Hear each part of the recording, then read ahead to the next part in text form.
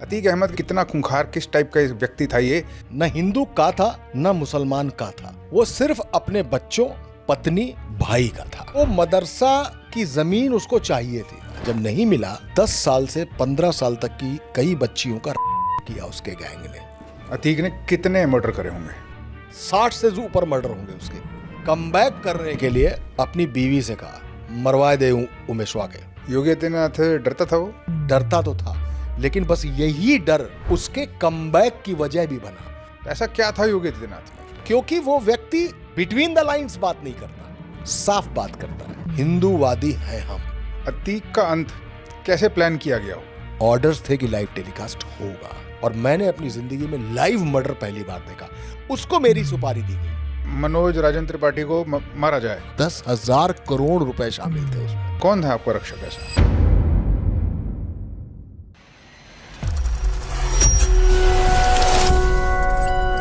Sir नमस्कार और बहुत बहुत धन्यवाद टाइम देने के लिए और ये मौका देने के लिए, क्योंकि जिन विषयों पे आपसे मैं बात करने वाला हूँ, मुझे नहीं लगता कि आपसे ज़्यादा कोई क्वालिफाइड है या कोई ऐसे बताने की कला रखता है जैसे आप बताते हैं।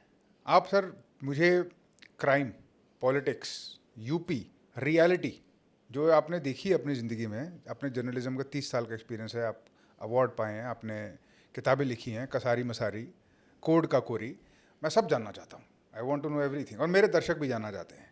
सर स्टार्ट करते हैं अतीक अहमद से। क्या जानने की ज़रूरत है सर हमको इसके बारे में? हमको बस इतना पता है, मान लीजिए कि बहुत बड़ा गुंडा था, बट हम भी जानते, आप भी जानते, मैं भी जानते हैं कि वो एक अच्छी डिस्क्रिप्शन नहीं है इसकी। अतीक अहमद के बारे में क्या जानना चाहिए? कितना खूंखार, किस टाइप का व्यक्ति था ये? हैवान था इंसान के शरीर में, क्या था ये? देखिए, ये बात एक तरफा हो जाएगी अगर मैं रवि कपूर साहब का धन्यवाद नहीं करूंगा मुझे मौका देने के लिए। तो पहली बात तो आपका बहुत बहुत शुक्रिया, थैंक्स, धन्यवाद। अतीक अहमद के बारे में जानने की अगर आप कोशिश करेंगे तो आप ऐसे मान लेंगे कि जैसे रामायण में, रामचरितमानस में रावण था, महाभारत में कौरव थे। वो शैतान थे जिन्होंने पैगंबर साहब के सामने जो शैतान बने, वो लोग थे जिन्होंने ईसा मसीह को क्रूसिफाइड किया था। वैसा ही एक शैतान है, वैसा ही एक रावण था जिसका नाम अतीक अहमद था। अतीक अहमद न हिंदू था, न हिंदू का था, न मुसलमान का था। वो सिर्फ अपने बच्चों, पत्नी, भाई का था। अतीक अहमद के मन में कंधे को सीढ़ी की तरह इस्तेमाल करने की अदा थी। वो अदा चाहे अपने गुरु से चली हो उसने, चाहे अपने कारोबारी दोस्तों से चली हो उसने, चाहे पॉलिटिकल पार्टीज से चली हो उसने। वो एक ऐसा शख्स था जो आपने कहा ना कि हैवान था। वो हैवान भी था, शैतान भी था, दरिंदा भी था, गुंडा भी था, डॉन भी था, माफिया भी था। वो किलर था, वो शूटर था। वो एक ऐसा शख्स था जिसकी कहानी लस्ट ऑफ लैंड से जुड़ी हुई है। He started with railway. उसने रेलवे से शुरू किया काम। उसको नहीं मालूम था, जब उसका गैंग बड़ा हुआ तो उसने रेलवे से शुरू किया। तो रेलवे के जो कबाड़ होता ना, उस कबाड़, स्क्रैप जिसको बोलेंगे, उसको बेचने का काम शुरू किया, उसका टेंडर लेना शुरू किया। तो अतीक था, अतीक का इलाहाबाद था। वो खुद को इलाहाबाद का अमिताभ बच्चन कहता था और इलाहाबाद का जवाहरलाल नेहरू भी कहता था, क्योंकि इलाहाबाद से ही जवाहरलाल नेहरू थे और प्रधानमंत्री बने, और Amitabh Bachchan superstar, mega star, सब कुछ थे, मिलेनियल स्टार थे। 90% of you are confused, stuck, not knowing what to do, without a clear direction of life, maybe not happy with your finances, maybe with your relationships, maybe with your body, whatever it is. ये जो भी core pillars of life हैं, जो हमको कोई नहीं सिखाता, ना स्कूल सिखाता है, ना कॉलेज सिखाता है. My response to that is I have started a free initiative called the Syllabus of Life Academy. Syllabus of Life Academy में इंडिया के ग्रेटेस्ट माइंड, जिन लोगों के साथ मैं पॉडकास्ट करता हूँ, इंटरैक्ट करता हूँ, बात करता हूँ, वो आएंगे। उनकी नॉलेज, उनकी लाइफ से जो हम एक्सट्रैक्ट कर सकते हैं, everything that can be used actionably in our life, I will extract and I will give to you in your emails, on your your WhatsApp for free. Whether you are a student or an aspirant, small business owner, mother, father, anybody who is interested in learning, who does not have the time, does not have the effort to it, does not have a structure to it, that structure will now be available to every Indian who wishes to improve. And all you have to do is just sign up with the link in the description for the Syllabus of Life Academy, and I will take care of the rest. फिल्मों का शौकीन था, पत्नी को सबसे ज्यादा प्यार करता था और सबसे ज्यादा भरोसा करता था पत्नी पे। और वो अतीक रेलवे के टेंडर जो करोड़ों के होते थे लाखों में खरीदता था और करोड़ों में बेचता था। एक वक्त आया जब लालू प्रसाद यादव रेल मंत्री थे जी। उन्होंने तय किया कि रेलवे का जो स्क्रैप होगा उस स्क्रैप से हम रेलवे के पहिए बनाएंगे। आपको मालूम है कि इलाहाबाद एक केंद्र है रेलवे का, वहां से उस पूरे स्क्रैप गोदाम को झांसी शिफ्ट करना पड़ा बिकॉज ऑफ अतीक। जब ये स्क्रैप का धंधा उसका कम हो गया और गैंग साइज बहुत बड़ी हो गई, और गैंग साइज के साथ साथ भूख भी बड़ी होती है, तो पैसा कमाने के लिए उसने जमीनों की तरफ नजर मारी।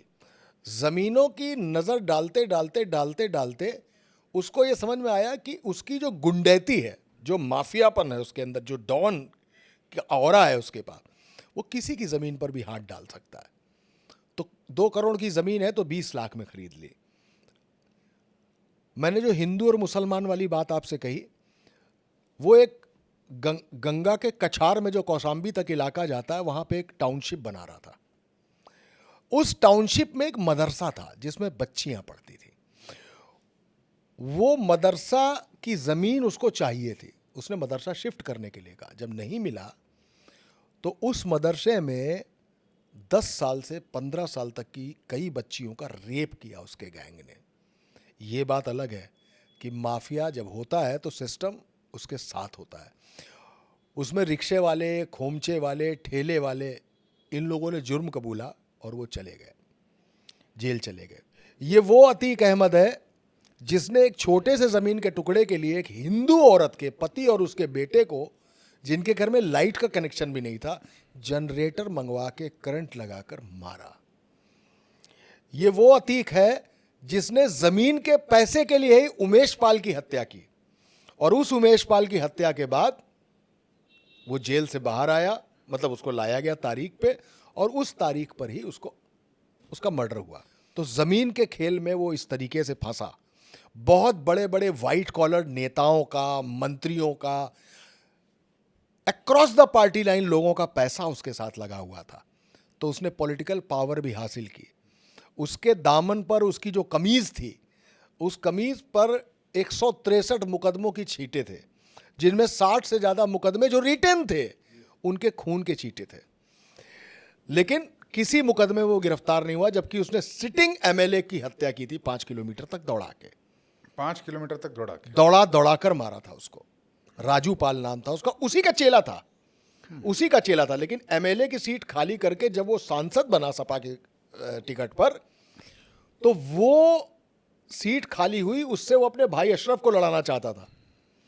लेकिन मायावती, जो कि अतीक से हमेशा से नाराज थी, क्योंकि गेस्ट हाउस कांड में उसने मायावती पे हमला किया था, मायावती ने उसी के चेले को टिकट दे दिया और वो विधायक हो गया। अब उसको वो सीट खाली करनी थी, इसने सिटिंग एमएलए को उसने मारा। ये था वो अतीक जिसने अपने ही रिश्तेदार की लड़की की ऑनर किलिंग कराई, क्योंकि वो हिंदू ड्राइवर के साथ भाग गई थी। अब यहां से आप तय कर लीजिए कि गाड़ी जिस आदमी की गली से बैक करने पर हत्या हो सकती है, कि तुम बैक करोगे कि हम बैक करेंगे।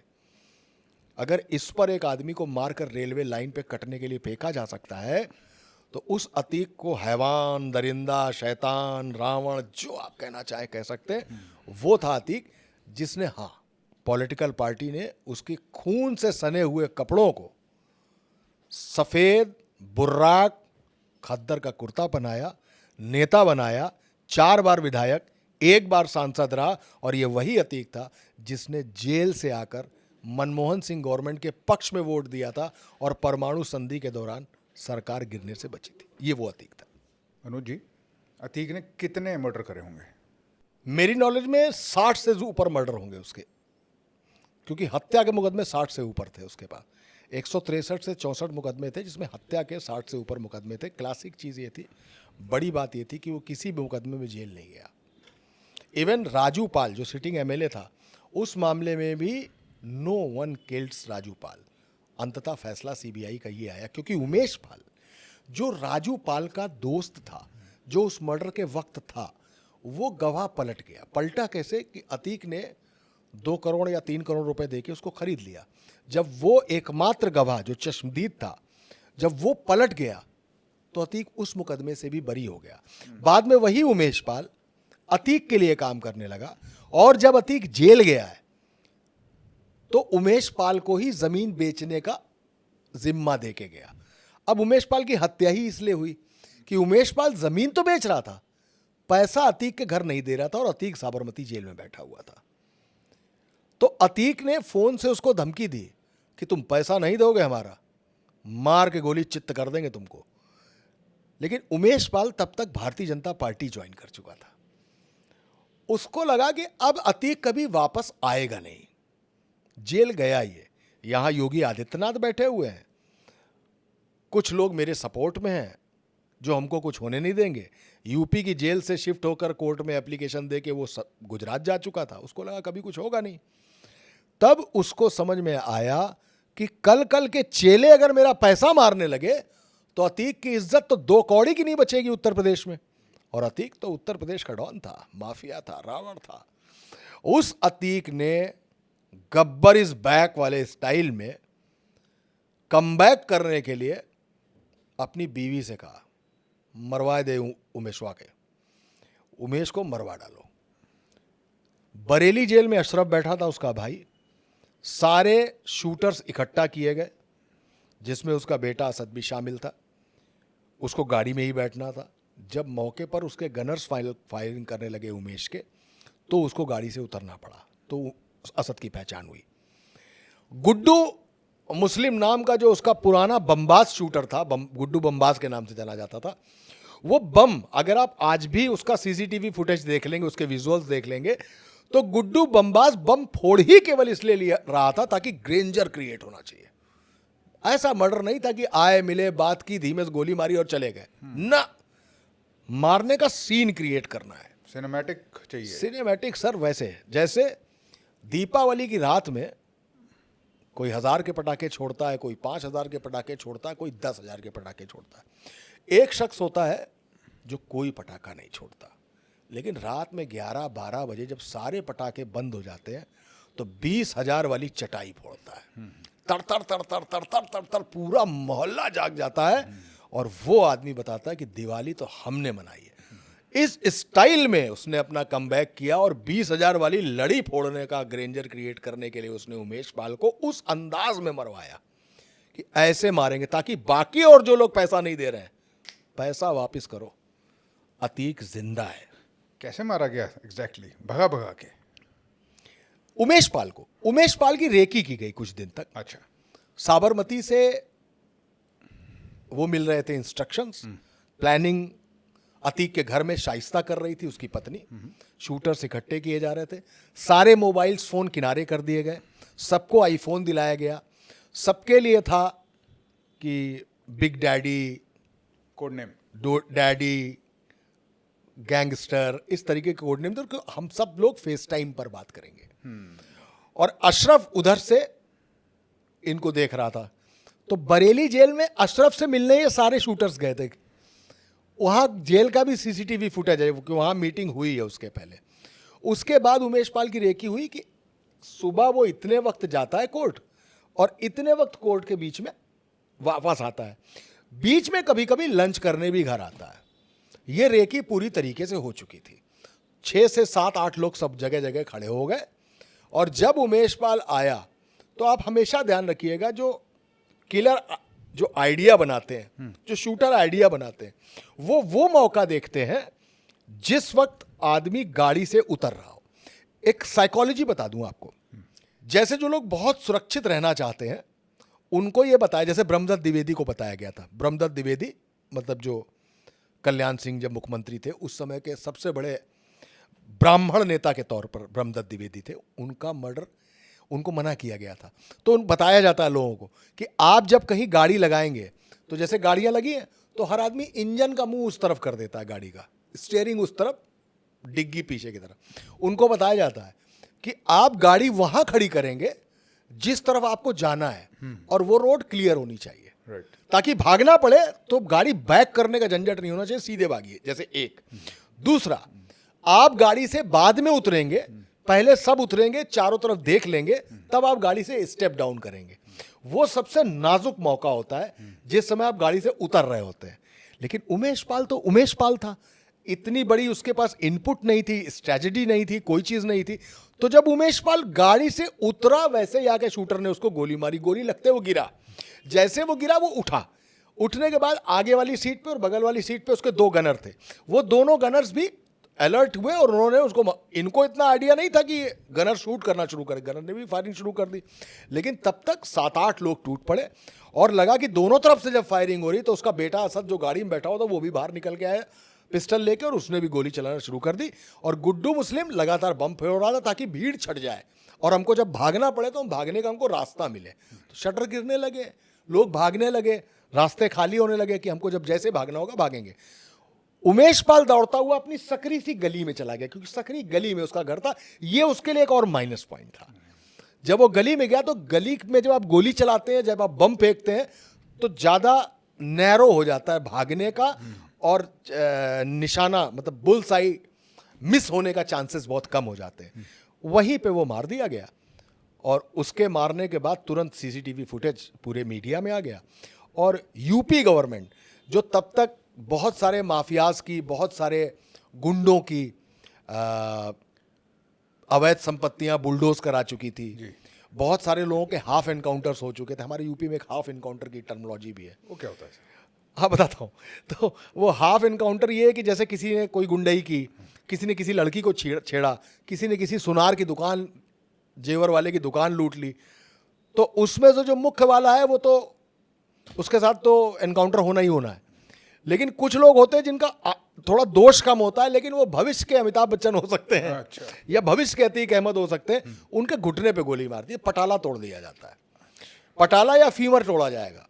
पटाला और फीमर जब टूटेगा तो आप सोचिए कि जैसे आपकी बॉडी है, आप कहीं खड़े हो जाए, थोड़ी लंबी मूछें और ऐसे तान लें, बाल थोड़े बड़े कर लें, तो आपकी बॉडी देख के आदमी एक बार आएगा कि नहीं, इससे बात करना इतना आसान नहीं है। लेकिन जब वही गुंडा या उभरता हुआ गुंडा या नॉन शूटर जब लंगड़ाने लगता है ना साहब, तो आधी फीस तो माफ हो जाती है। तो वहाँ लगती है Amazon sale, Diwali bumper sale, कि इस पे 60% ऑफ है। तो उस गुंडे का 60% ऑफ हो जाता है केवल उसका लंगड़ापन देख के। इसलिए वो हाफ एनकाउंटर की टर्मिनोलॉजी है कि गोली जो कहती है ना, लोग कहते हैं कि पुलिस थे तो गोली पैर में क्यों नहीं मारी, लीजिए पैर में मारते हैं गोली, तो वो हाफ एनकाउंटर है। बहुत सारे माफियाज के, बहुत सारे गुंडों के एनकाउंटर्स भी हुए। जैसे सोनभद्र में जेल से अपराधियों को ले जा रहे थे, उन्होंने पुलिस वैन पे हमला कर दिया, उसी दौरान उन्हीं की राइफल छीन के पुलिस वाले 2 मार दिए। लेकिन 2 मार दिए, जो मारे थे वो दोनों मार दिए गए।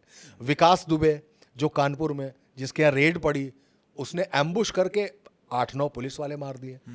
तो जितने पुलिस वाले उन्होंने मारे थे उतने उनके गैंग के लोग मार दिए गए, मैं विकास दुबे के। तो इट्स अ मैसेज। इन सब के बीच में उसको ये लगा कि हमारा राज खत्म, ये कल के 2 कौड़ी के लड़के अब हमारा पैसा वापस नहीं कर रहे। तो उसने कहा जाओ और शाइस्ता यानी बीवी को पैसा देकर आओ। उसने प्रॉमिस किया कि फलाने की शादी है, उस शादी में हम जाएंगे, हम पैसा दे देंगे। वहां जो शादी हुई, उस शादी में जब उससे पैसा मांगा गया तो उसने अतीक के लिए माँ बहन की गालियां दी और कह दिया कि बता देना जाके उनको कि उनको खोद के गाड़ देंगे। उनके दिन गए। यहां से बात पिज्जा पर चिली फ्लेक्स पड़ गया।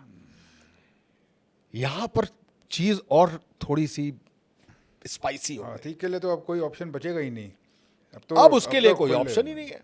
इसको कहते हैं सर कि कोई टीप मार के निकल जाए। आप बाजार में चले जाना, किसी ने ऐसे मार दिया, किसी का झापड़ खाना, किसी का घूंसा खाना, फिर भी एक दम वाली बात है। कोई टीप मार के निकल जाए, वो भी अतीक अहमद को, जिसने 60 से ज्यादा मर्डर की हो, जिसका रंगबाजी रही हो संसद से लेके विधानसभा तक, हर नेता जिसकी जेब में रहा हो। कल का उमेश पाल जिसको 2 करोड़ में उसने खरीद लिया था, वो उसकी जमीन का पैसा मार लेगा। ये दिखाने के लिए उसने वो मर्डर कराया। लेकिन हाँ, उसको ये मालूम नहीं था कि विधानसभा का सत्र चल रहा है। ये मैं ऐसे आपको पूरे जो आपको बता रहा हूँ बिल्कुल ऑथेंटिक बता रहा हूँ। उसने अपनी बीवी से पूछा, क्या विधानसभा चल रही थी? उसने कहा हाँ चल रही। बोले बताए काहे नहीं तुम लोग हमको?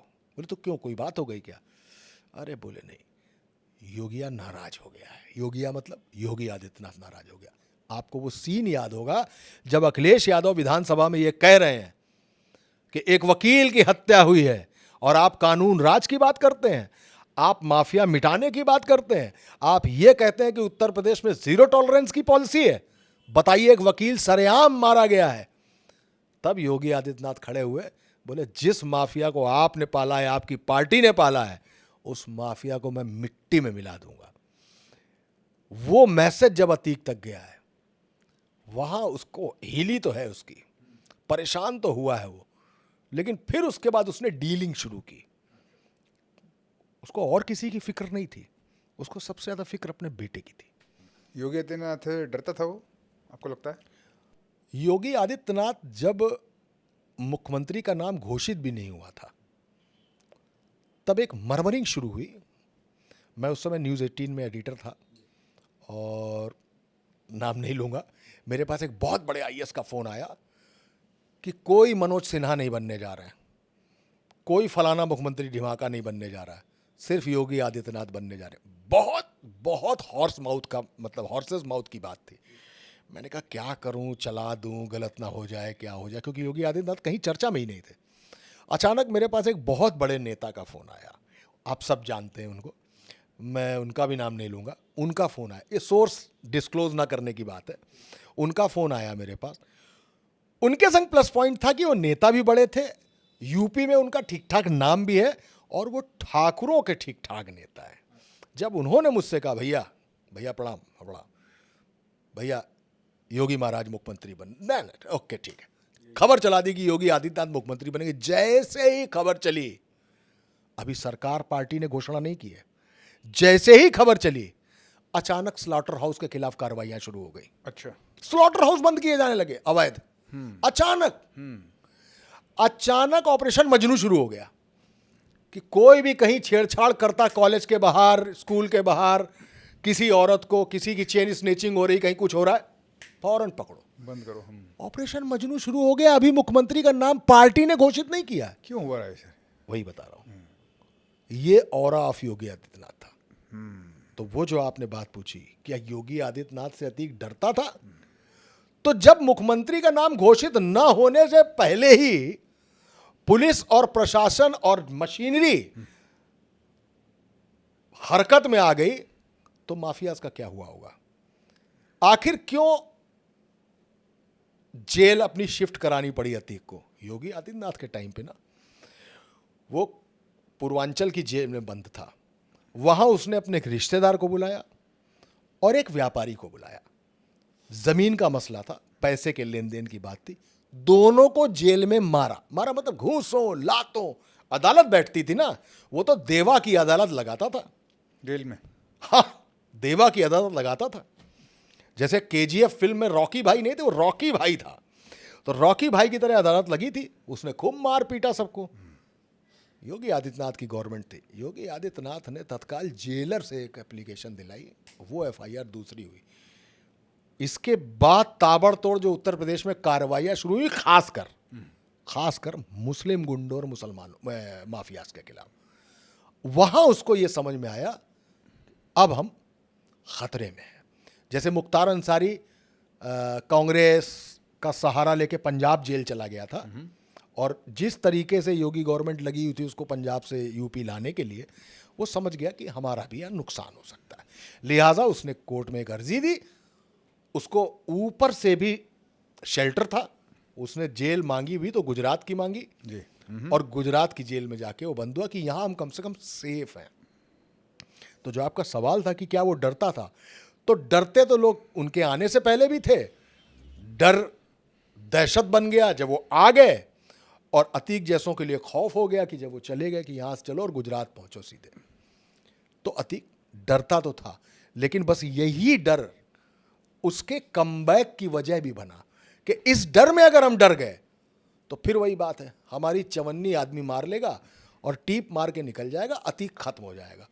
वो कमबैक करने की जो उसने कोशिश की, उस कोशिश में खुद मारा गया। ठीक है, तो अतीक यहाँ तक पहुँचा, योगी आदित्यनाथ आए और एक दहशत क्रिएट होनी स्टार्ट हुई। पर थोड़ा सा योगी आदित्यनाथ पे भी मैं आना चाहूँगा, क्योंकि इनकी स्टोरी भी उतनी ही इंटरेस्टिंग लग रही है। हालांकि ये लॉ के उस साइड पे हैं और मुख्यमंत्री हैं, बट दहशत तो इनकी भी उनके लिए थी। और मैसेज देने वाला जो सिस्टम है, वो चाहे लॉ एंड ऑर्डर का हो, चाहे ये गुंडा का हो, एक हद तक modus operandi is similar. Messaging is very important. Yogi Adityanath की क्या मैसेजिंग थी? जो स्लॉटर हाउसेस बंद होने लगे, ये ऑपरेशन मजनू चालू हो गया, अतीक को लगा कि ये फटाफट यहाँ से भागो, साबरमती जाके टिको, क्योंकि अब खतरे से खाली नहीं है सिचुएशन। और जब ये इनकाउंटर हुआ और उसकी बीवी ने उसको बताया कि विधानसभा चल रहा है, सेशन चल रहा है, तो उसको लगा कि अब ये तो होगी गड़बड़। ऐसा क्या था योगी आदित्यनाथ में? कहाँ से स्टार्ट हुई ये कहानी इनकी इस टाइप की कि इतनी दहशत, और खासकर तब जब पॉलिटिक्स में उम्मीद भी नहीं थी कि ये आएंगे? देखिए, योगी आदित्यनाथ का बायोडाटा जब आप उठाएंगे तो संघ से उनका कोई लेना देना नहीं था, भाजपा के वो सक्रिय सदस्य नहीं थे, हिंदू युवा वाहिनी वो चलाते थे। एक संगठन उनका था, हिंदू युवा वाहिनी।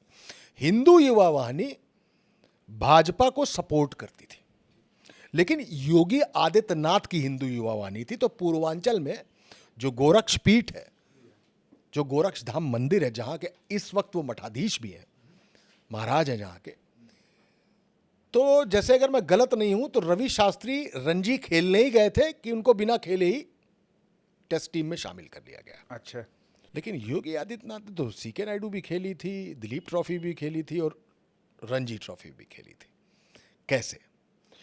उन्होंने पूर्वांचल में हरिशंकर तिवारी को देखा, श्री प्रकाश शुक्ला को देखा, उन्होंने मुख्तार अंसारी से भी मुचैटा लिया आमने सामने।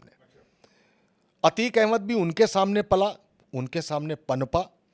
और उस समय की सरकारें और पार्टियां, जो उस वक्त का वक्त था, कि देशकाल परिस्थिति एक अलग चीज होती ना, उन्होंने वो सब देखा हुआ था। गाय के वो गोप्रेमी थे और औरतों का मान सम्मान उनके लिए जरूरी था। तो ये सारी चीजें अपने आप शुरू हो गई। अच्छा। उनके आते ही उनको मालूम था कि कहां पे किसके हाइड आउट्स हैं, अच्छा। कहां पे किस गैंग्स को के लोगों को हार्बरिंग हो मिलती है। ये सारी चीजें, मैंने कहा ना, रणजी भी खेली थी, दिलीप ट्रॉफी भी खेली, श्री के नायडू भी खेली, वो खेल कर वो आए थे। वही योगी आदित्यनाथ है जिनको आपने संसद में रोते हुए देखा होगा, वही योगी आदित्यनाथ है जिनको आपने विधानसभा में दहाड़ते हुए देखा।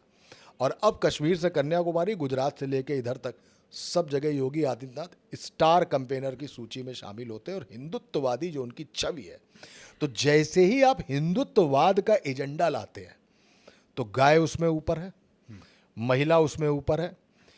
एंटी मुस्लिम छवि जो है वो योगी आदित्यनाथ की है, क्योंकि वो व्यक्ति बिटवीन द लाइंस बात नहीं करता, साफ बात करता है। हिंदूवादी हैं हम।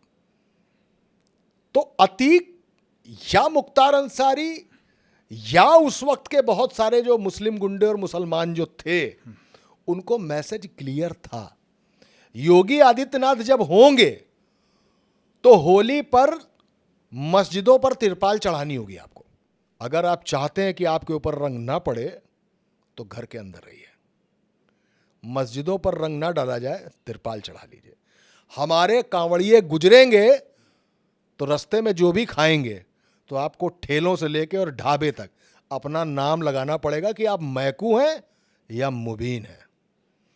हम संभल जाएंगे, संभल के कुएं से लेके हर घर तक एक एक मंदिर तलाशेंगे और चुनौती के साथ ताल ठोक के तलाशेंगे कि हां, कल्कि का अवतार संभल में लिखा है। अगर लिखा है तो कल्कि अवतार संभल में ही होगा। उन्होंने कहा कि ये तो कोर्ट है, वरना काशी मथुरा तो हम हल कर ही चुके थे। मैसेज क्लियर नहीं है क्या? लखनऊ में एक जगह रहीम नगर, अवैध कॉलोनी है, जो गोमती का बेड है और जो एनजीटी है, जो नेशनल रिवर इंस्टीट्यूट है, उन सबका है कि यहाँ पे गड़बड़ है, इसको हमें स्प्रेड इसका खोलना पड़ेगा। गिराया उसी वजह से गया पूरा रहीम नगर, लेकिन बुलडोजर रुके कहाँ? पंत नगर में, लेकिन रहीम नगर गिराया गया। 3,500 एनकाउंटर्स, हाफ एनकाउंटर्स, जेल बंदी, हजारों करोड़ की प्रॉपर्टीज बुलडोज हो चुकी है। अब तो कोर्ट ने रोक दिया कि जब आप नोटिस देंगे और नोटिस में गलत साबित होगा तो गिराएंगे आप। ये तो अब इंटरवीन किया कोर्ट ने, वरना किसी की हिम्मत नहीं थी कोर्ट जाने की। इनमें आप पाएंगे तो मोर देन 60% मुस्लिम मिलेगा आपको। तो मैसेज क्लियर है, मैसेज पूरी तरीके से पानी की, झरने के पानी की तरह साफ है कि हां, हम हिंदूवादी हैं। तो जब हिंदूवादी चोला, और फिर वो व्यक्ति खुद भगवा वस्त्र पहने हुए है, वो योगी भी है, वो संत भी है, वो मठाधीश भी है, लेकिन वो चीफ मिनिस्टर भी है। तो आप समझ लीजिए कि ऐसा नहीं हो सकता ना कि वो चोला कहीं हिंदूवाद से अलग हो जाएगा। उसने कहा गोली चलाओगे तो गोली का जवाब गोली से मिलेगा। तो जब इतना क्लियर कट मसला है, तो जो ब्यूरोक्रेसी चला रही है जिस मशीनरी को, तो जब माफियाओं तक मैसेज, तो क्या ब्यूरोक्रेसी पे मैसेज नहीं है? वो मैसेज क्लियर था। और इसी क्लियरिटी का नाम, मैं मान सकता हूं कि सेंट्रल और यूपी के बीच में कोऑर्डिनेशन का प्रॉब्लम है, वो उस पर अलग चर्चा कर लेंगे बाद में, लेकिन स्टाइल ऑफ योगी वो स्टाइल ऑफ हिंदुज्म है। और हिंदुज्म का स्टाइल अगर क्लियर नहीं होता तो योगी आदित्यनाथ स्टार कैंपेनर नहीं होते। योगी आदित्यनाथ भाजपा और आरएसएस से न जुड़ने के बावजूद चीफ मिनिस्टर कैसे होते? संघ ने बैक किया है, संघ ने उनका नाम प्रपोज किया वहां जाके, तब बनाना पड़ा उनका, वरना तो मनोज सिन्हा बन ही गए थे। मनोज सिन्हा ने तो बाकायदा आके बनारस में मंदिर में मत्था टेक दिया था कि अब तो उनको ओथ लेने जाके रास्ते से लौटाया गया उनको वहां से, और योगी आदित्यनाथ बने। ये योगी आदित्यनाथ है। और इस योगी आदित्यनाथ के सामने गब्बर बैक करने की कोशिश कर रहा था, तो ठाकुर ने अपने जूतों से गब्बर के मार डाला कुचल के। पर ये असल में कैसे एग्जीक्यूट हुआ? अतीक का अंत कैसे प्लान किया गया होगा, कैसे करा गया? ये इसको मारना है, इसको अब जिंदा नहीं बचना चाहिए, ये और बाकी लोग, ये जो क्लीन अप ऑपरेशन था जिसमें 3,500 लोगों का एनकाउंटर करा गया, बुलडोजर चलाया गया, और वो फाइनली तब रुके जब कोर्ट ने बोला कि अब रुक जाओ, इस पे कैसे कैसे कार्रवाई करी गई होगी? देखिए, ऐसा है, इसमें कई बातें सामने आई। एक, हवा में जो बात तैरी कि it's a state sponsored murder, एक बात। दूसरी बात यह आती है कि विपक्ष के लिए अतीक ऐसा टारगेट था कि अगर वो मार दिया जाता तो यूपी गवर्नमेंट पे ब्लेम गेम किया जा सकता था। तीसरा जो सवाल तैरता था कि अतीक के साथ बड़े बड़े नेता, राजनेता, सांसद, मंत्री, पूर्व मंत्री, विधायक हजारों करोड़ के धंधे में इन्वॉल्व थे। तो 3 थ्योरीज निकल के आती हैं, क्या इन 3 में से किसी ने उसको मरवा दिया? यह क्लैरिटी अभी भी सब जुडिस है, इसमें बात चल रही है।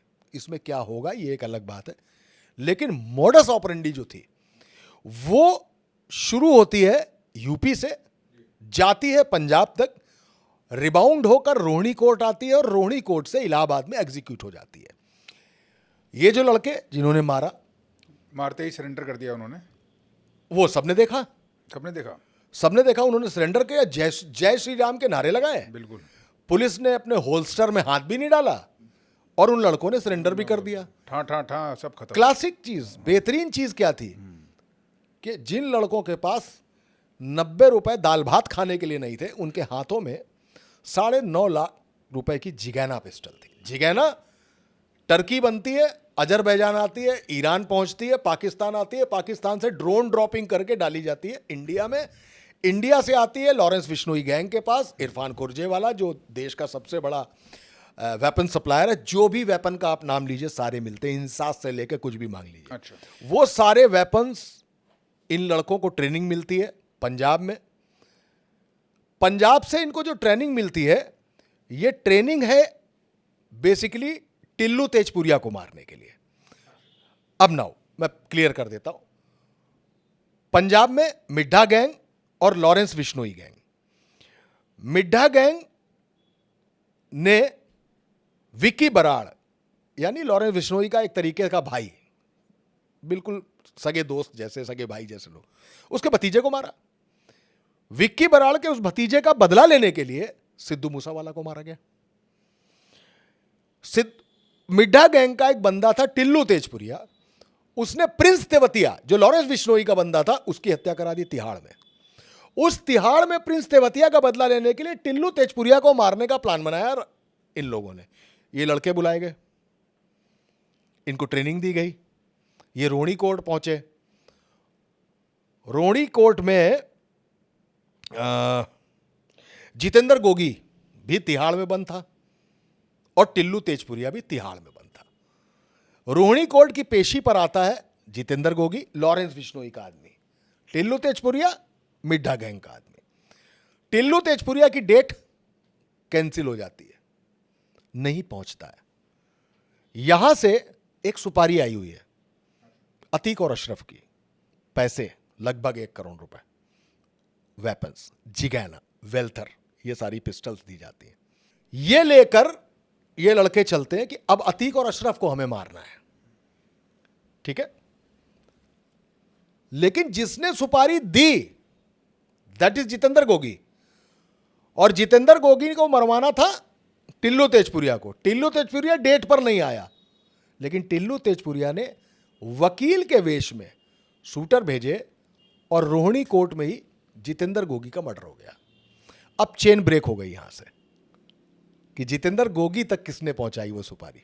हाँ, मतलब सुपारी देने वाला तो ऑब्वियसली फेक है। ठीक, अब ये वापस आते हैं, अतीक की सुपारी किसने दी इज नॉट क्लियर। अब ये आते हैं यूपी, इलाहाबाद पहुंचते हैं। पहला अटेम्प्ट कोर्ट में करना था, नहीं कर पाए। दूसरा अटेम्प्ट कसारी मसारी में करना था, वहाँ एक जगह इन लोगों ने हथियार छपाए थे उमेश पाल वाले, नहीं हो पाया। तीसरा अटेम्प्ट इनको लेना था डॉक्टर रूम में, अच्छा, जहाँ पे उनकी जांच चल रही थी। वो इतना छोटा था कि उन्होंने इंस्टेंट प्लान बनाया कि अगर यहाँ पर हमने शूट किया तो मीडिया की इतनी भीड़ है कि गोली जब चलेगी किसी और को लगा। तो कई और लोगों को लग सकती है, इसलिए अतीक को बाहर आने दो। और ये मीडिया के भेस में थे। जब वो बाहर आया तब अतीक को मारा गया। इसमें एक कड़ी और है, ये लड़के, खासकर एक लड़का जो मेन है, ये छोटे मोटे मोहल्ले वाले क्राइम में, चाकू वाकू वाले डंडे में मारने क्राइम में जेल में था, बांदा जेल में, बुंदेलखंड। वहां पर 1-2 माफिया जेल में बंद थे। तो जैसे आप कोचिंग करते हैं, आपको किसी लड़के में नजर आ सकता है कि यार ये सर्विसेज में चला जाएगा, ये क्रैक कर लेगा और ये मेंस भी निकाल लेगा, लगता है। किसी एक लड़के को आप क्रिकेट खेलते हुए देख लीजिए तो आपको लगता है यार बल्ला तेंदुलकर की तरह चलाता है, ये ऊपर जा सकता है, इसको सही गाइडेंस। तो एक आदमी आता है एंजल बन के कि तुम जाओ, और जाओ बेटा तुम कोचिंग करो, उसके बाप से मिलेगा, सब कुछ करेगा। ऐसे हम जर्नलिस्टों का भी है, हम राइटर्स का भी है, हम भी देखते हैं ये लड़का लिख लेता है तो कराते हैं। ऐसे ही सर माफियाज भी होते हैं, उनको इन लड़कों में दम नजर आ जाती है, टैलेंट देखते हैं। टैलेंट देखते हैं। वो मालूम है क्या सबसे पहली क्वालिटी क्या है, जिगरा। जिगरा मतलब यहां से बैलेट है, किसको मारना है, कैसे मारना है, देखना ही नहीं है, मारने का जिगरा है इनके अंदर। अब ये जिगरा क्या दबाएगा, ये जिगरा ट्रिगर दबाएगा। तो ट्रिगर दबाने में इसको दिक्कत नहीं होगी, तो दे दिया। वो जो माफिया बुंदेलखंड जेल में, बांदा जेल में थे, वो कभी मेरठ और बुलंदशहर की जेल में थे, ठीक सर। उसमें राठी भी है, भाटी भी है, ये लोग लॉरेंस बिश्नोई गैंग से भी जुड़े हुए हैं। तो बीच की जो कड़ी है इसमें ये जेल भी शामिल है, इसमें ये जेल भी शामिल है। लेकिन मुख्य प्लानिंग कहां से हुई है, इसके बीच में चेन ब्रेक है, वो अभी निकल रही है चीज। देखिए, चूंकि मामला सब जुडिस है, इसलिए मेरे क्या लगता से तो कुछ नहीं होता। फिर वही बात है कि 3 सवाल है, या तो ये स्टेट स्पॉन्सर्ड है, या ब्लेम गेम करने के लिए किसी विपक्षी ने इसमें हाथ साफ किया है, या वो पूरा गैंग जो वाइट कॉलर खद्दरधारी नेता है, जिसका हजारों करोड़ इन्वॉल्व है इसमें, तो अतीक का मरना किसी के लिए भी फायदेमंद है। आप स्टेट स्पॉन्सर्ड की मरमरिंग में जाएंगे तो उनके लिए ठीक है। उन्होंने एक माफिया रावण गिरा दिया। वो था कौन? उसका नाम अतीक अहमद है, अनिल नाम नहीं है। जब अतीक को मारा जाता है तो हिंदू एक तरफ होता है, मुसलमान एक तरफ हो जाता है। विपक्ष के लिए सरकार पर सवाल खड़ा करने के लिए एक मसला हो सकता है। सबसे बड़ा फायदा उनका है जिनके हजारों करोड़ लगे हैं, क्योंकि अतीक ने तो धमकी दे दी थी कि अगर ऐसा हुआ, अगर हमारे बेटे पर बात आई तो हम सबकी पोल खोलेंगे।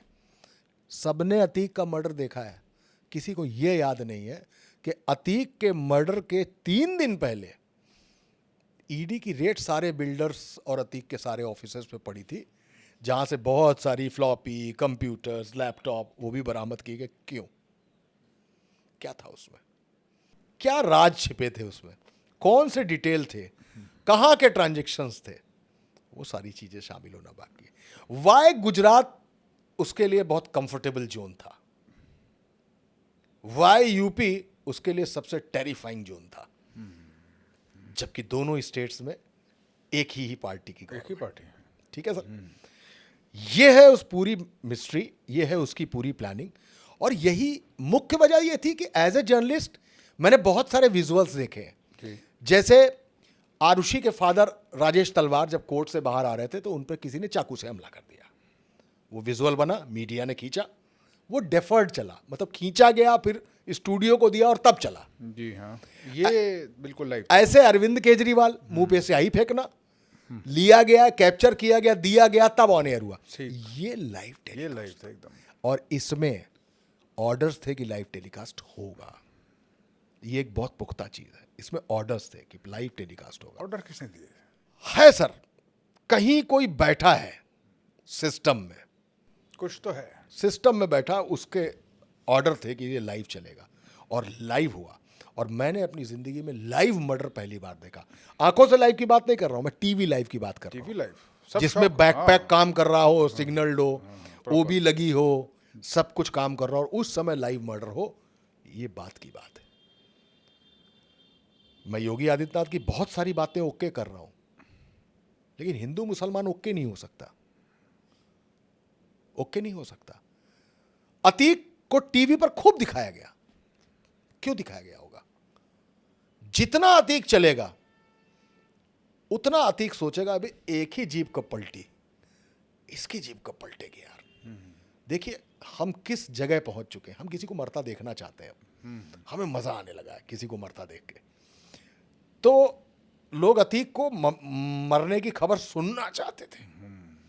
और एक मुसलमान जो अतीक से नाराज था, जो अतीक से मदरसा कांड के बाद नाराज था, वो मदरसा कांड के बाद अतीक को वोट नहीं दे रहा था, अतीक चुनाव नहीं जीत पा रहा था, वो मुसलमान जो उससे नाराज था वो भी उसके पक्ष में खड़ा हो गया, क्योंकि अब मसला अतीक अहमद का था, अब मुसलमान का मसला था।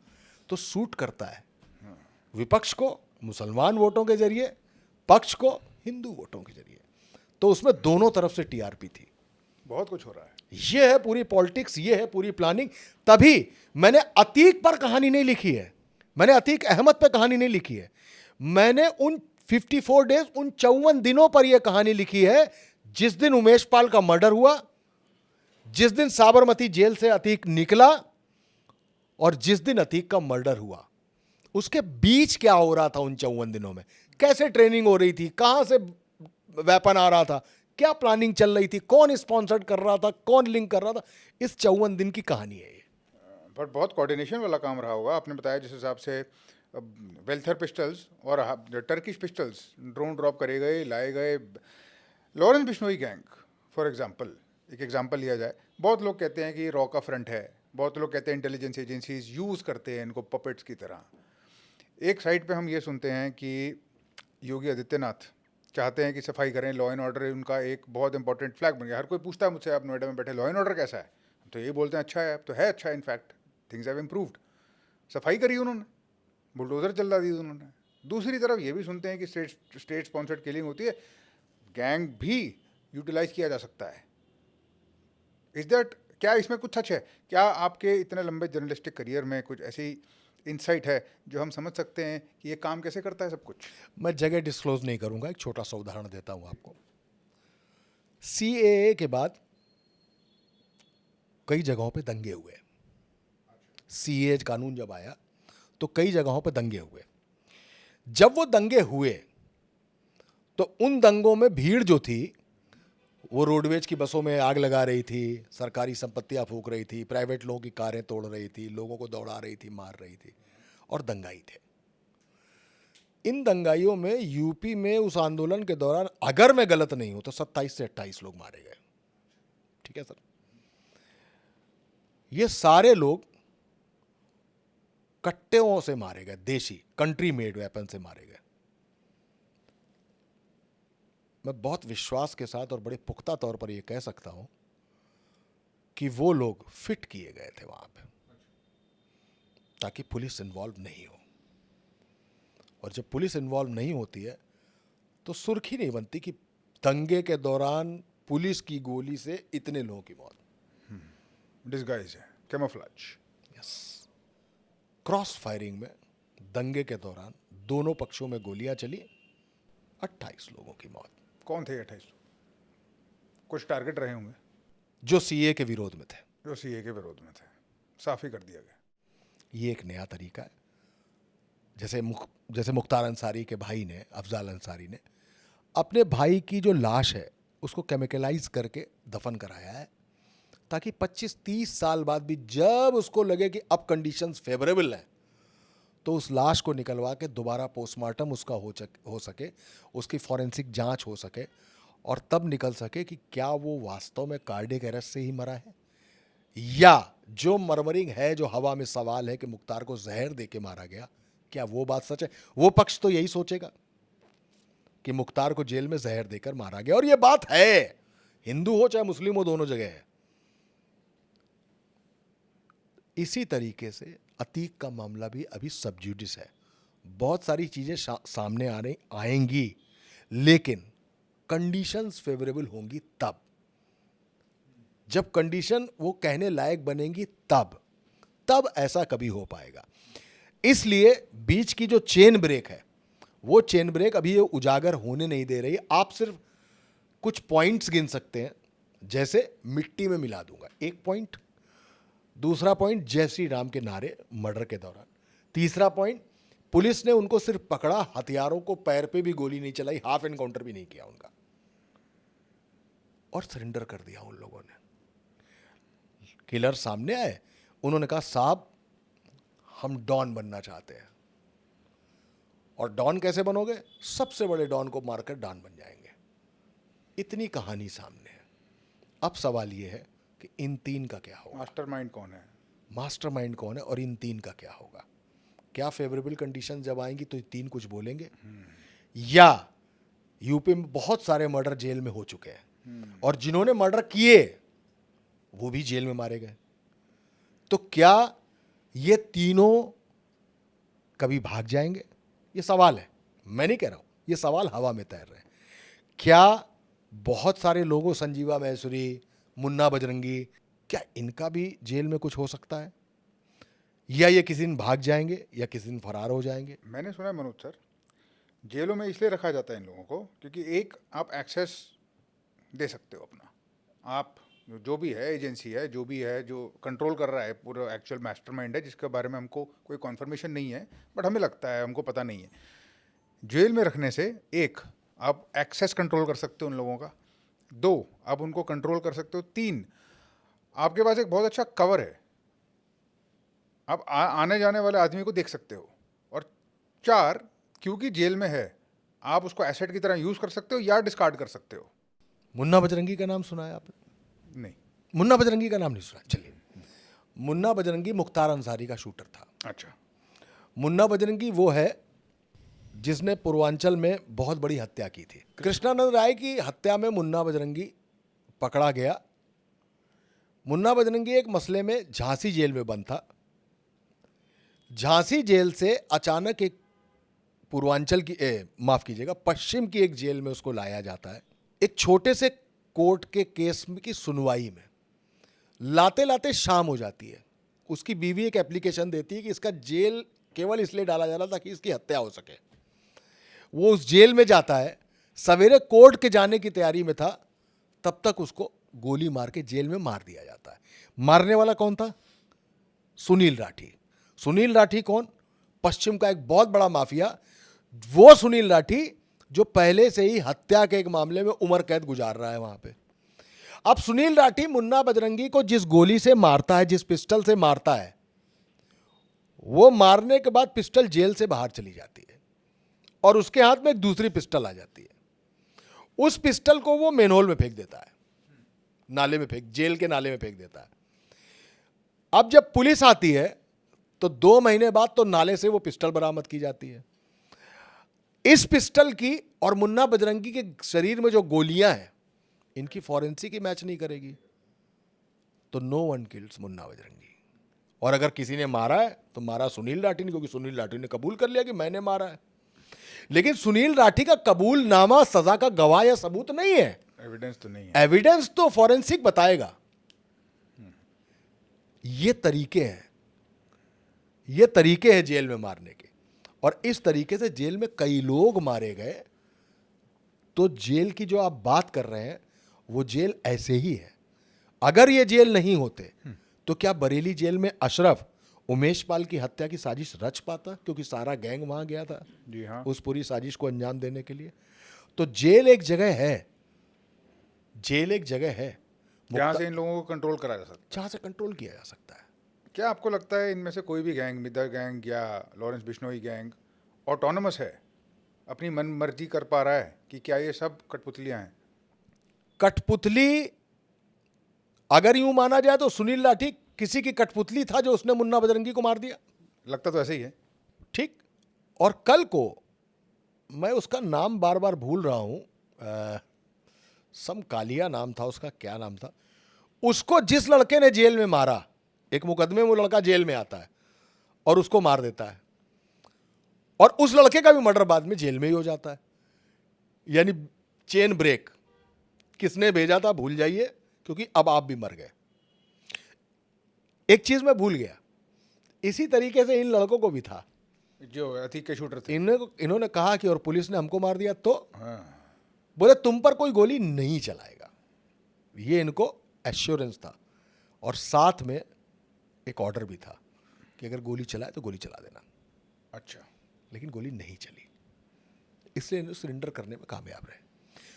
रही बात लॉरेंस बिश्नोई के किसी रॉ से के एजेंट के तौर पर काम करना या उसके ग्राउंड वर्कर की तरह काम करना, तो ये बैठे हुए लोग हैं।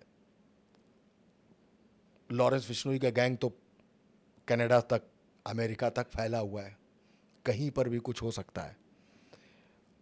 तो इनके वर्कर्स का कौन मैडम एम इस्तेमाल कर रही है, जेम्स बॉन्ड वाली, वो चेहरा तो कभी सामने नहीं आया। नहीं, वो नहीं आया। वो चेहरा तो कभी, तमाम दफाओं में तो रॉ के जो एजेंट है वो कहते थक जाते हैं कि हमने रॉ के लिए ये किया, लेकिन रॉ उसको ओन नहीं करती है। और ये देश हित में है। जी हाँ। एक बात ये भी है कि ये देश हित में है। आपको ऐसे सिपाही चाहिए जो सिपाही परिवार भी खत्म कर ले, खुद भी खत्म हो जाए, लेकिन अपनी बात नहीं खोलेगा। ये देश हित होता है। हर भाई आज भी JKF, John F Kennedy, JFK, हाँ, उसका मर्डर अभी मिस्टीरियस है। अभी भी पता नहीं मिस्टीरियस है ना, बिकॉज ऑफ वेपन सप्लाई, क्योंकि उसने बजट कट कर दिया था। अभी भी ये मिस्टीरियस है ना कि जिस अमेरिका ने ओसामा बिन लादेन को रशिया के खिलाफ प्लांट किया अफगानिस्तान में, वही लादेन ने वर्ल्ड ट्रेड सेंटर पे जाके जहाज लड़वाए और बाद में अमेरिका को एबटाबाद से उसको पकड़ के समुद्र में दफनाना पड़ा। ये सब कुछ देश हित में होता है। तो कुछ चीजें देश हित में होती हैं, अगर इन लोगों का इस्तेमाल कहीं हो जाता है अज्ञात के तौर पे, तो वो अज्ञात चलते हैं। बट इसका कोई अभी लीगल प्रूफ नहीं है, कोई गवाह नहीं है, कोई सबूत नहीं है।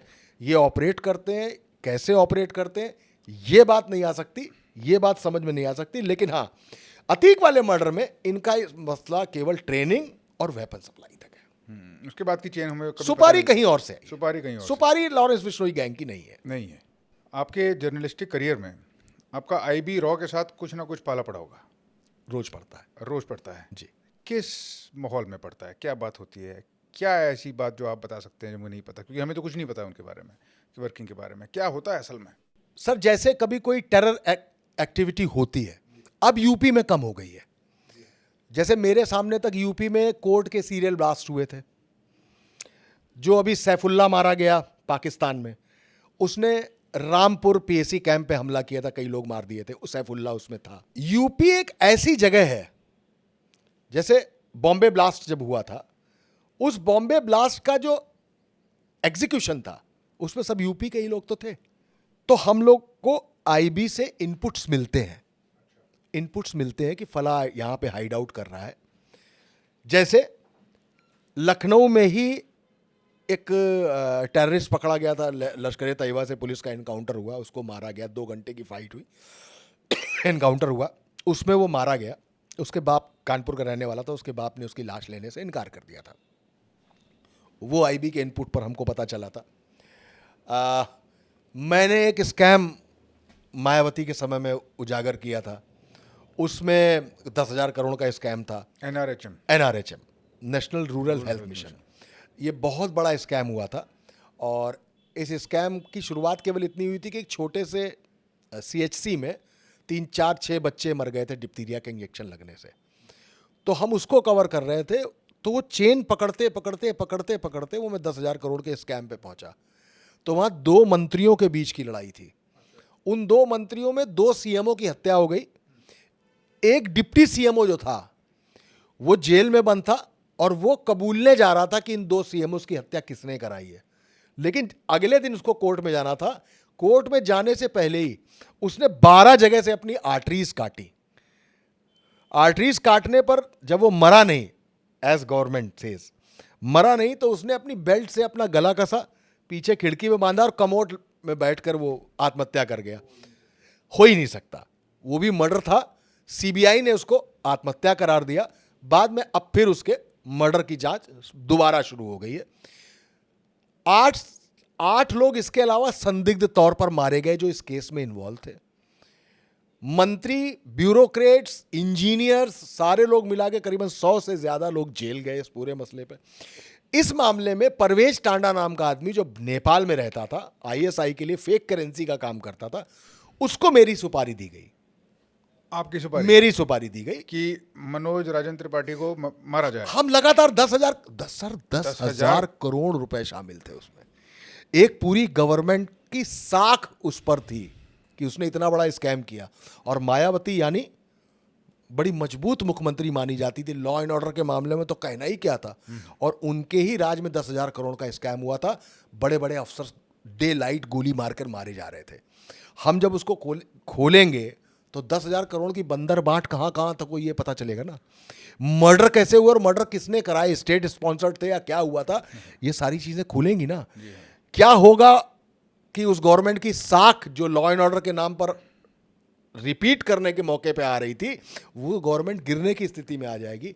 तो एक मनोज राजन त्रिपाठी अगर जर्नलिस्ट के तौर पर इन सारी चीजों को खोल रहा है और हर चीज 4 दिन पहले खोल दे रहा है, तो उसका मर जाना ही बेहतर है। तो परवेज टांडा को सुपारी दी गई।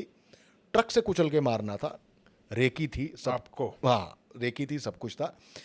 देन आप नेपाल में थे उस वक्त? मैं नेपाल में नहीं था। मैं तो अरे सर, जब कहीं के लोग कहीं आके स्लीपर सेल बन सकते हैं, तो कहीं के लोग कहीं भी आ सकते हैं। ठीक है, प्लानिंग वहां से चल रही थी। प्लानिंग वहां से चल रही थी। आईएसआई का एजेंट था वो, आईएसआई मतलब घोषित एजेंट था वो। ठीक है। उसने यहाँ पे ऑपरेट करना शुरू किया होगा। इससे पहले वो नेपाल में ही मार दिया गया।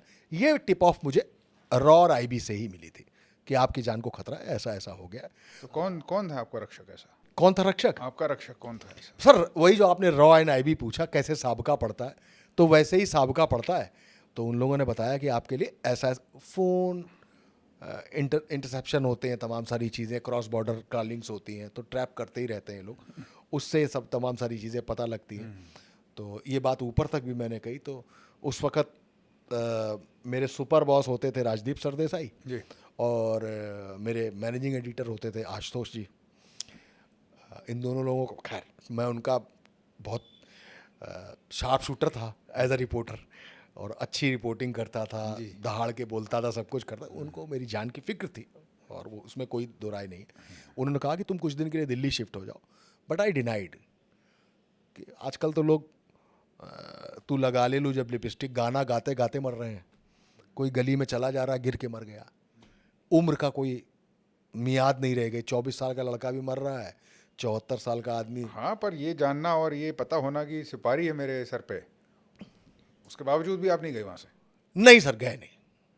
ये तो मैं आपके पॉडकास्ट पर ताल ठोक के कह रहा हूं कि मैंने इनकार किया, और इसका सबूत है वो लोग जिन्होंने मुझसे कहा था कि आ जाओ, और मैं नहीं गया। और ये मतलब ऊपर वाले का करम है, उनका आशीर्वाद है, माँ बाप की कृपा है कि मुश्किल से 10 दिन के अंदर परवेश टांडा ही एक ऑपरेशन में मारे गए। और वो जाते रहे तो पान की सुपारी भी जाती रही, और बिना सुपारी का पान मुझे खाना पड़ा। तो ये आपकी इंटरेक्शन है ISI रॉ से? IB IB रॉ और ISIB है, आप जैसे जी, जी। उनके साथ भी वाला पड़ी गया है आपका? हाँ, उनके साथ रहता है, बहुत सारे इनपुट्स मिलते हैं। हम कभी किसी को डिस्क्लोज नहीं करते, क्योंकि जर्नलिज्म का एक बहुत मजबूत मॉरल फंडा है जी। कि आप नौकरी से इस्तीफा दे दें, लेकिन सोर्स ऑफ इंफॉर्मेशन आप कभी घोषित नहीं करेंगे, बताएंगे नहीं किसी को। मनोज जी, सोर्स से मेरे याद आया, मैं पूछना चाहता था आपसे, शुरुआत में पूछना चाहता था, अभी ये जो एक ISI एजेंट, एक इंडियन स्पाई का एक केस चल रहा है, ज्योति मल्होत्रा, हाँ, उसके बारे में क्या विचार है आपका? मुझे लगता है कि ये सारे जो लोग हैं, एक्चुअली है क्या कि ये लोग सॉफ्ट टारगेट्स होते हैं, ठीक है। जैसे बहुत सारे लोग यूट्यूबर्स हैं, ब्लॉगर्स हैं, बहुत सारी बातें आती हैं कि फॉरेन मनी आ रहा है इनके पास, फंडिंग हो रही है बाहर से, देश को डिस्टेबलाइज करने के लिए तमाम सारी बातें आती हैं। अब उसके कोई पुख्ता सबूत या कागज़ अभी मिले हैं तो वो जाने। बीच में पेगासस के बारे में बात आई तो उसमें बहुत सारे यूट्यूबर्स के भी डिटेल्स आते हो? हाँ, उनके बारे में भी बात थी कि उनके फ़ोन भी लिसनिंग पर हैं, तमाम सारी चीज़ें रहती हैं। ज्योति मल्होत्रा की जहाँ तक बात है, तो ज्योति मल्होत्रा एक सॉफ्ट टारगेट है जिसका एक्सेस तमाम सारी जगहों पर रह सकता है।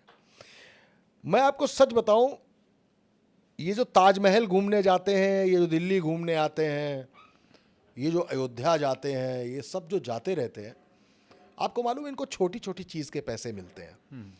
ये आपको नक्शा दे देंगे वहाँ का बना के, ये आपको वहाँ से आखिर क्यों लिखा होता है कि यहाँ फ़ोटो लेना प्रोहिबिटेड है?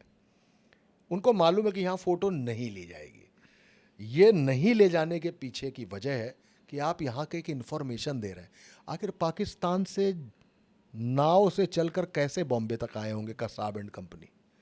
किसी ने तो वे बताया होगा, जरूर, किसी ने तो कोई नक्शा दिया होगा। हाँ। किसी ने तो बताया होगा कि फला हॉस्पिटल वहाँ पे है, लियोपोर्ड कैफे यहाँ पे है, किसी ने तो बताया होगा। हाँ, बकायदा पूरी प्लानिंग के साथ कर। तो ये तो खुले यूट्यूबर्स हैं, ये तो खुलकर जा सकते हैं। और पाकिस्तान ने उसको कई बार बुलाया, वो गई भी, और जिस तरीके का प्रोटोकॉल उसको मिल रहा है, उस प्रोटोकॉल से लगता है कि देयर इज समथिंग फिशी, कुछ तो फिशी है।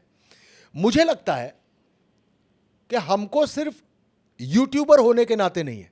जैसे मैं अभी भी आपसे, आप मुझसे रॉ या IB पूछ रहे हैं, आप मुझसे कहेंगे किसने बताया, मैं आपको नाम बता सकता हूं, पर मनोज राजेंद्र त्रिपाठी भगवान चाहेंगे शायद 100 साल जिएंगे, चिता पे भी लेटे होंगे तब भी नाम नहीं लेंगे। मैं एक माओवादी के माओविस्ट, जिस समय नेपाल में माओइज्म टॉप पर था, जिस समय प्रचंड टॉप पर थे और नेपाल में राज सत्ता खत्म होने का आंदोलन चल रहा था, मैं माओवादियों के बीच में गया। जहां पे सर मैं पहुंचा हूं वहां पे एक भी हथियार नहीं था और मुझे शूट करना था। बहुत बड़ी पहाड़ी थी, चाइना बॉर्डर की बात है। आपको शूट करना था? मुझे शूट मतलब शूटिंग, रिपोर्टिंग करने गया था, तो वो शूट करना था मुझे। तो वहां एक भी हथियार नहीं था। अच्छा। लेकिन जब उसने पूछा, सब बताया, तो सब कुछ हुआ। थोड़ी देर बाद वहां कम से कम 1000 किस्म के हथियार थे और कम से कम 1000 माविस्ट था वहां पे। कौन सा ऐसा वेपन पूरे विश्व का था जो वहां नहीं था? लेकिन एक खास चीज इसलिए बता रहा हूं आपको कि मुझे 5 दिन तो उनकी पॉलिटिकल विंग ने अपने साथ रखा था। मैं एक सोर्स के जरिए गया था, माविस्ट सोर्स के जरिए गया था। पॉलिटिकल विंग ने रखा मुझे अपने साथ। पहले उन्होंने जाना कि मैं आया क्यों, और उन्होंने मेरी सारी चीज़ें फ्रिस्क की। मतलब फ्रिस्किंग का मतलब केवल फ्रिस्किंग नहीं है, मेंटल स्कैनिंग है मेरी कि मैं आया क्यों। तो मैं खूब पढ़ लिख, वैसे भी पढ़ता लिखने का शौक है, पढ़ लिख के गया था, तमाम सारी चीज़ें थी। मेरे पास एक ग्रेटर नेपाल का नक्शा आ गया था एक्चुअली आईबी के थ्रू, कि नेपाल में माओवाइज्म जो है ग्रेटर नेपाल की बात कर रहा है, कि भारत ने उसका बहुत सारा हिस्सा बिहार, उत्तर प्रदेश से लेके बिहार और उत्तराखंड तक कब्जा करके रखा है।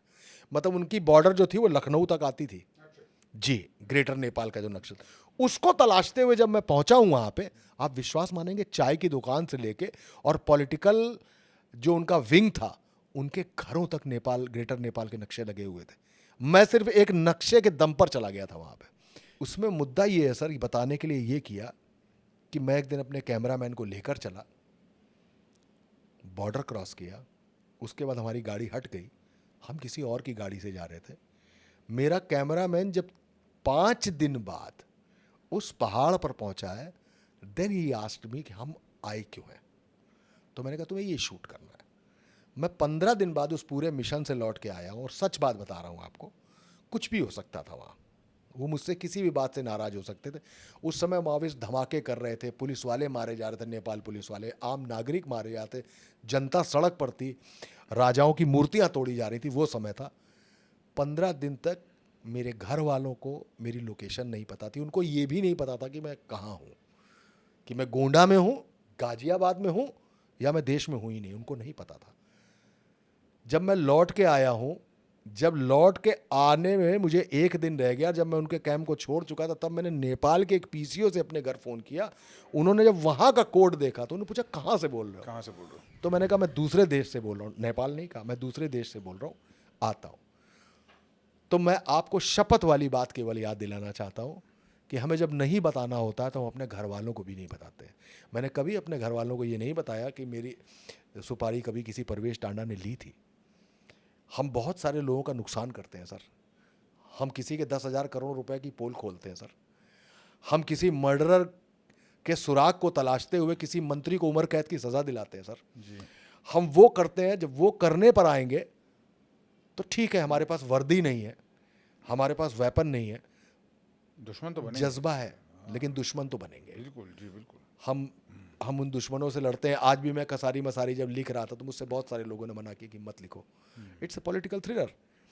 कौन सी ऐसी चीज़ है जिसमें नहीं है? गवर्नमेंट इन्वॉल्व है, लॉरेंस बिश्नोई इन्वॉल्व है, अतीक का गैंग इन्वॉल्व होगा। सब लोग मुझसे मना करते रहे, मत लिखो मत लिखो मत लिखो। मैंने कहा तब नहीं डरे, अब क्या डरना है। और अब तो आपसे बता ही चुका हूँ कि लोग गाते गाते गिर रहे हैं, नाचते नाचते गिर जा रहे हैं। लिखी होगी तो कोई रोक नहीं सकता, और नहीं लिखी होगी तो कोई कर नहीं सकता। इसको लेकर चलते हैं। बाकी सर ऊपर वाले से बड़ी कोई ढाल नहीं, उससे बड़ा कोई हथियार नहीं, उससे बड़ा कोई रक्षक नहीं, उससे बड़ा कोई भक्षक भी नहीं। वही करके चलते हैं, उसी अंदाज में जी रहे हैं। ये कसारी मसारी लिखिए, आगे कोई और सब्जेक्ट मिलेगा तो उस पर भी लिखेंगे, भले ही वो पहलगाम क्यों ना हो। पहलगाम। हाँ, अगर उस पर भी लिखना होगा तो उसके इनसाइट्स लिखूंगा, देखूंगा कैसे लिख सकता हूं, जब तक सब कुछ पता ना चले। आपकी ये दिलेरी, ये जो निडर आप बिल्कुल हैं एकदम, मतलब आपको कोई डर नहीं है, और you are the archetypical journalist, fearless, completely fearless. पर एक बात बताइए सर, मतलब मीडिया पे एक सवाल है थोड़ा सा। ऑपरेशन सिंदूर हुआ, इंडियन मीडिया का बर्ताव, उसकी कवरेज, जो उसने बातें बोली, जो क्लेम करी गई, जिस टाइप की न्यूज़ थी, जिस टाइप की वॉर मॉन्गरिंग थी, या जो कुछ भी था, एडजेक्टिव्स को छोड़ देते हैं। आपका क्या विचार है? क्या आप खुश हैं उस मीडिया की परफॉर्मेंस से, कि आप डिसअपॉइंटेड हैं उससे? सर मैंने 12 साल करीबन प्रिंट में काम किया है। कराची डिस्ट्रॉय, कराची में तो हलवा बना दिया जाके हमने, कराची हलवा। लाहौर तो मतलब जो आमिर खान और सनी देओल की, क्या नाम है उस फिल्म का, कदर एक लगान है। नहीं नहीं, जिसने लाहौर नहीं देखा, कौन सी पिक्चर? हाँ फिल्म आ रही है, अच्छा। शूटिंग चल रही है उसकी, अच्छा, चल रही है। आमिर खान प्रोड्यूस कर रहे हैं उसको, सनी देओल उसमें है। ओके। लाहौर में शूट हो जाती वो फिल्म।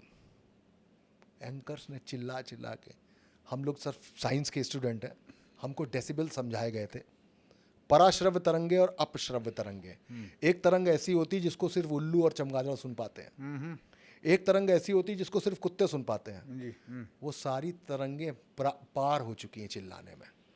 और कितना छोटा सा काम है ना, एक छोटा सा डिस्क्लेमर कि हमने खबर गलत बताई। फिदाइन हमला करा दिया कश्मीर पे, फिर हो गया कोई फिदाइन हमला नहीं हुआ। सेना सूत्र ये है। एडवाइजरी जारी करनी पड़ी सेंट्रल गवर्नमेंट को कि आप खबर दिखाने से पहले सायरन नहीं बजाएंगे। ये सायरन वो किसी युद्ध का नहीं बजा रहे थे सर, वो किसी ब्लैकआउट का सायरन नहीं बजा रहे थे। ये मीडिया अपने लिए सायरन बजा रहा है, अपने लिए सायरन बजा रहा है कि अब तुम्हारे अलर्ट होने का वक्त आ गया है। और सर, केवल एक टीवी मीडिया या डिजिटल का एक बड़ा हिस्सा, उसके लिए पूरी पत्रकारिता को गाली नहीं दी जा सकती। इस टेलीविजन के लिए बहुत बड़ा मौका था कि वो अखबार से आगे निकल गया था। क्यों? अखबार खबर कल सुबह देगा, बिल्कुल, बहुत आप पहले देंगे। जी बिल्कुल। लेकिन मसला कहां के आगे का? क्रेडिबिलिटी का। आज आप क्रेडिबिलिटी की बात करते हैं तो जब तक अखबार कंफर्म नहीं कर देता नहीं मानते। तो व्हाट्सएप यूनिवर्सिटी का दूसरा नाम है सही बात। TV university. वो हो गया है टीवी, और मैंने सबसे ज्यादा टीवी पे काम किया। और ये सिलसिला आज नहीं शुरू हुआ है सर, ये सिलसिला उस दिन से शुरू हो गया था जिस दिन भूत, चुड़ैल, सांप, बिच्छू, स्वर्ग की सीढ़ी दिखाया जाना शुरू ये कर सब दिया स्टार्ट हो गया। गया था। जी हाँ, बिल्कुल सही कह रहे वहां से टीवी गिरना शुरू हुआ गिरना है। है। और अब उसकी रेटिंग 0 नहीं है सर, -1000 पे गिरी पड़ी है। और क्रेडिबिलिटी तो जब तक टीआरपी है नहीं वापस आएगी, नहीं वापस आएगी। सीरियस जर्नलिज्म होगा ही नहीं। थोड़े से रैपिड फायर क्वेश्चंस जो आपके एक्सपीरियंस है, आपके नॉलेज से और आपके टेस्ट से, जो बहुत हाईली रिफाइंड जर्नलिस्टिक टेस्ट है आपका, आप अपने दर्शकों को बता पाएँ। 3 ऐसी हिंदी की पिक्चरें जो आपकी फेवरेट है, जो आप रेकमेंड करेंगे हर भारतीय देखे। सबसे पहले Deewar, best screenplay, best scenes, best characterisation. मैं बहुत बार सोचता था, वजह बता दूं, मैं बहुत बार सोचता था कि लोग को नमक हलाल पसंद है, किसी को काला पत्थर पसंद है, किसी को मुतकद्दर का सिकंदर पसंद है, दीवार किसी को पसंद नहीं। मुझे दीवार पसंद थी। मैं उस दिन सेटिस्फाइड हुआ जिस दिन शाहरुख खान आए कौन बनेगा करोड़पति पे, और उन्होंने अमिताभ बच्चन को 5 फिल्मों के ऑप्शन दिए, और अमिताभ बच्चन ने कहा कि मेरी फेवरेट मूवी दीवार। मेरा 20 साल का जो भाव था कि दीवार मेरे लिए नंबर 1 है, वो अमिताभ बच्चन, वो वैलिडेट हो गया। एक ये देख लीजिए जी। दूसरी सर देखिए, तीसरी कसम। अच्छा। मारे गए गुलफाम। अच्छा। मारे गए गुलफाम पर वो फिल्म है, ओके। बहुत शानदार। एक आदमी जो 3 कसमें खाता है और एक नौटंकी वाली से उसको प्यार हो जाता है, वो फिल्म है। एक बहुत हल्की फुल्की सी अच्छी सी पिक्चर है, वो देख लीजिए। और सबसे अलग तरीके की कोई फिल्म है कि किसी एक बेकार आदमी को जो नालायक है वो लायक कैसे बन सकता है, दैट इज जो जीता वही सिकंदर। जो जीता वही सिकंदर। एक नाम और ले दूंगा, हालांकि इसका नाम सब लोग लेते हैं, लेकिन कहते हैं ना कि ये शरीर लिखता है, ये शरीर एक्ट करता है, ये शरीर डायरेक्ट करता है, लेकिन कभी किसी ने ये नहीं देखा कि कभी कोई सोल लिखती है, कभी कोई आत्मा एक्ट करती है, कभी कोई रूह डायरेक्ट करती है। That is Guru Dutt and that is Pyaasa. Pyaasa. तो चौथी मैंने बता दी, बाकी 3 फिल्में दीवार, तीसरी कसम, जो जीता वही सिकंदर। टॉप 3 बॉलीवुड मूवीज जो आपकी नज़र में इज्जतदार है। मेरी नजर में केजीएफ है। वजह उसके एक शॉट में कई शॉट्स हैं, उसका पंचुएशन बहुत शानदार है, उसकी एडिटिंग बहुत शानदार है। कि एक बंदा रॉकी के बारे में बता रहा है, तो रॉकी के बारे में एक बंदा बता रहा है, कट टू वो दुबई में बैठ के हथियार ले रहा है, कट टू वहां पर वो गुंडा खड़ा हुआ है कोलार गोल्ड माइंस में, कट टू चौथा वहां पे बंदूक लिए खड़ा, वो उसका मतलब एक बार में 4-4 शॉट, और आपकी आंखों का फ्रेम किसी मक्खी के फ्रेम की तरह हो जाता है। आप एक बार में तो उसकी जो पिक्चराइजेशन और एडिटिंग थी, इसके लिए मुझे केजीएफ सबसे अच्छी पिक्चर लगती है आज की तारीख में, नंबर 1 मेरे लिए। मुझे तो नंबर 1 ही डिस्क्रिप्शन लगी जो आपने बताई, मुझे दिखा दिया आपने बिल्कुल। मक्खी की नजरों से, बस जैसा इसीलिए। आपने डिस्क्राइब करा कितना अच्छा था। बिल्कुल बिल्कुल, इसलिए वो अच्छी लगी। जी। दूसरी फिल्म दंगल। अच्छा, ठीक है। दंगल इसलिए कि बेटे की चाह में बेटियां पैदा होती चली गई, जी हाँ। और पैदा होती चली गई, तो फिर बेटियों को आगे कैसे बढ़ाना है, उनको बेटा कैसे बनाना है, जी। वो एक कहानी दंगल की हो गई। तीसरी कहानी मैं आऊंगा तो कहानी के वाइस, जैसे हम लोग आपने अमर चित्रकथा पढ़ी है कभी? हाँ हाँ। चंदा मामा पढ़ी है आपने? हाँ वो जो चंदा मामा और अमर चित्रकथा की दुनिया थी, हाँ। वो दुनिया हमको बाहुबली ने दिखाई। बाहुबली ने। वो देख के लगा कि हम फिर 10 साल 8 साल के बच्चे हो गए और हमें कॉमिक्स पढ़ रहे हैं। वर्ल्ड क्रिएशन बहुत अच्छा। अरे क्लासिक था सर वो। अच्छा, दूसरी बात, मैं किसी हीरो का फैन नहीं हूं, मैं किसी हीरोइन का फैन नहीं हूं, मधुबाला अलग है, उनको छोड़ दी। वो मतलब आज होती तो मतलब मेरी नानी की उम्र की होती, लेकिन उतना खूबसूरत चेहरा मुझे लगता नहीं कि आज तक दुनिया में बना है, इसलिए मुझे अच्छी लगती है। और बहुत मतलब ये अजीब सी बात है कि वो बहुत कम उम्र में चली गई, इसलिए वो खूबसूरती मोनालिसा बन के आज भी जिंदा है। हाँ, प्लीज। मैं किसी हीरोइन का फैन नहीं हूं, मैं किसी हीरो का फैन नहीं हूं, मुझे कभी कोई एक्टर या मैं डायरेक्टर का फैन हूं, मैं डायरेक्टर्स मूवी देखता हूं। तो ये 3 फिल्में आज की तारीख में सबसे बेहतर है। 3 डायरेक्टर जो आपके हॉलीवुड बॉलीवुड दोनों मिला के दुनिया में जिनकी पिक्चर हमें देखनी चाहिए।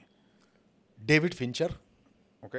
जिन्होंने गॉलगन बनाई सर, आप देख लेंगे, देखिए। देखिए ब्यूटीफुल। दहल जाएंगे पिक्चर देख। हाँ, नहीं दहल जाएंगे। अग्रीड।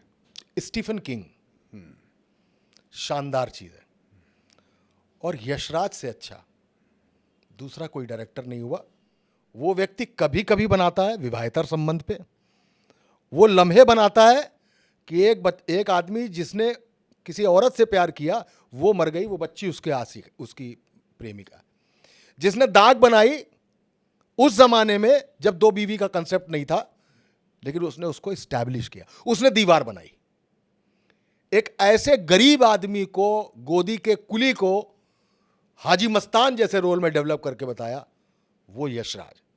उस यशराज ने जो किया वो सर इस इंडस्ट्री में कोई नहीं कर सकता। रोज लोग राज कपूर या सुभाष घई को शोमैन कहते हैं, पर यशराज से अच्छा कोई थिंकर नहीं है। जिस जमाने में डिशुम डिशुम की पिक्चरें आ रही थी, उस दौरान उस बंदे ने चांदी बना दी। उस यशराज से अच्छा कोई डायरेक्टर नहीं लगता। ठीक। तो Stephen King, David Fincher, Yash Raj. Yash Raj. 3 journalist जिनकी आप बहुत ज्यादा इज्जत करते हैं। ये आपने अच्छा नहीं गलत सवाल पूछा। जिनकी मैं बहुत इज्जत करता हूं, जी। उसमें नंबर 1 पे आशुतोष है। उनसे जीदार, दमदार और शानदार जर्नलिस्ट मैंने आज तक नहीं देखा। ऑल्दो वो आम आदमी पार्टी चले गए, वापस लौट के आ गए, वो सब अलग चीज़ है। वो जर्नलिस्ट, जर्नलिस्टिक। अरे छोड़ दीजिए साहब, आपको उदाहरण बता दूंगा तो लगेगा आपको कि क्या हो गया। दूसरे प्रभाष जोशी जी, अच्छा। जनसत्ता के एडिटर है। मैं उनका फैन इसलिए हूं क्योंकि उन्होंने राइटिंग और भाषा, जो प्रयोग उन्होंने कर दिया, जो भाषा हिंदी उन्होंने स्थापित की, वो किसी ने नहीं की। उन्हीं की भाषा पर आज हम चल रहे हैं।